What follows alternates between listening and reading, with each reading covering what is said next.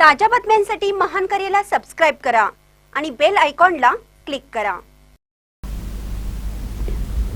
आजोबा नातीची भेट।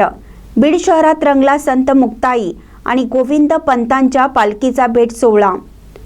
आदिशक्ती संत मुक्ताई आणि गोविंद पंत यांच्या पालखीची आज बीड शहरात भेट झाली।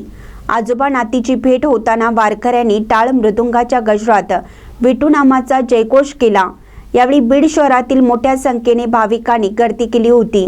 तसेच मुक्ताई पालखी सोहळ्याचे प्रमुख मानकरी आणि गोविंद पंत समाधीचे विश्वस्तही उपस्थित होते।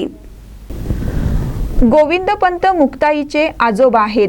त्यांची बीड शहरामध्ये समाधी आहे। पंढरीच्या दिशेने मार्गक्रमण करणारी मुक्ताईची पालखी 2 दिवस बीड शहरात आजोबांकडे विसावली होती।